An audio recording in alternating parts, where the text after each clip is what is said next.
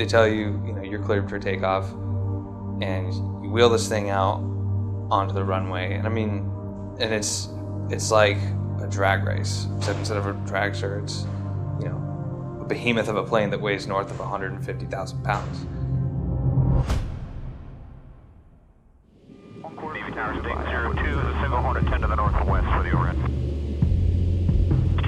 Push the throttles up, and you just start barreling down this thing.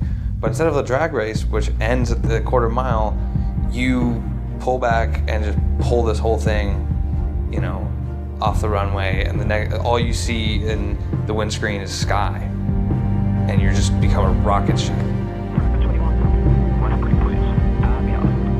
My grandparents used to always say when I was younger, you know, I want you to always act like I'm there. You know, if I was standing in the room, would you do that? But now it's, I mean, I guess it's sunk in, but I always, you know, I kind of picture that. You know, I want to make myself proud, but I want to make my dad proud too.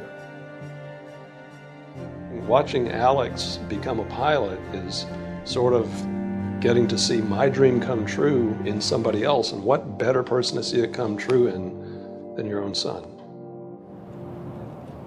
He kind of has like a subdued proudness. You know, he's not the kind of guy who's going to come out and just burst into tears and like hug you or anything. But he, you know, he kind of like will like slug you in the arm.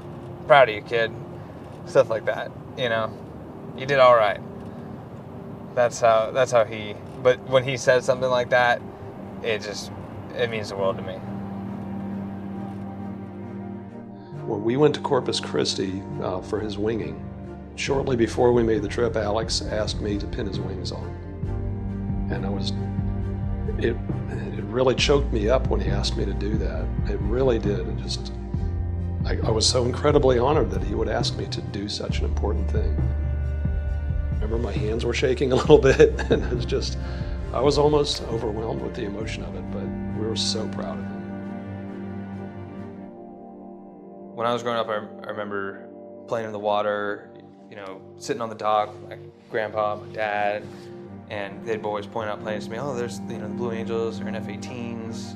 I remember it was right near one of my last flights. It was sunset. We took a southern route, and I knew at some point we were going to fly over Blackwater Bay, which was where my grandparents lived.